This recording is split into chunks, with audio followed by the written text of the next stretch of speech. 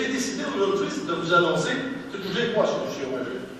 Je n'ai pas le miracle du paradis. Mais ce que j'ai décidé de vous annoncer, c'est que je mettais sur pied une table de travail pour me constituer l'ensemble des mesures qui font en sorte que c'est difficile de devenir pour un jeune producteur agricole. Faire l'inventaire de toutes les mesures qu'on a mises en place. Puis en mettant sur pied cette table de travail-là, je veux arriver avec des solutions qui vont faire en sorte que la relève va pouvoir avoir confiance à l'avenir. Micro numéro 6.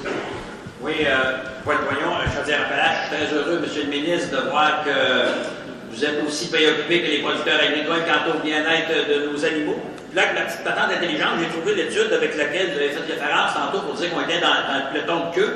Et puis, la chercheure a dit, c'est que on est la seule place où est-ce qu'on permet à certains bestiaux d'être transportés pendant 2 jours sans eau, sans nourriture et sans repos, à déplorer de Mme. J'ai dit ça, qu'on parle de ça, là. C'est le fait que, même si ce projet-là est en arrière de nous autres, on a encore les mêmes préoccupations qu'on avait, c'était par rapport au transport de nos animaux vers les abattoirs, et puis il n'a pas du tout répondu. Ça vous inspire quoi?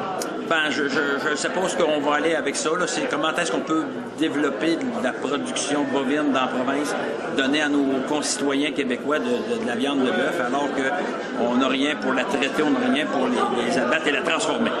Vous confirmez finalement que l'abattage va se faire toujours en Ontario, aux États-Unis, et que la viande qu'on va manger de bœuf québécois ne sera pas forcément québécoise? Ben, je pense que le ministre vient de confirmer ça. Merci.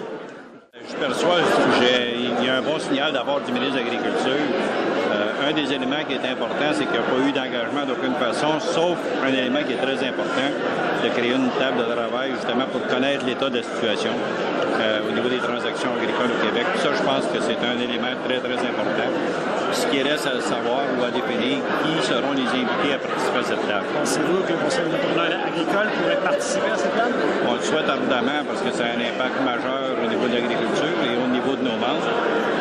Un des éléments qui est peut-être discutable à ce niveau-là, c'est que compte tenu que notre association est une association officielle, mais n'étant pas accréditée, on se demande si les autres partenaires vont nous accepter au niveau de la table. Ce que je comprends aujourd'hui, c'est que le président du Conseil d'entrepreneurs agricoles, il attend l'appel du ministre pour participer à la table de concertation. Effectivement, oui, parce que si le ministre a annoncé cette table-là, on considère qu'on doit être intervenant au même titre que n'importe quel autre intervenant au Québec. Merci beaucoup.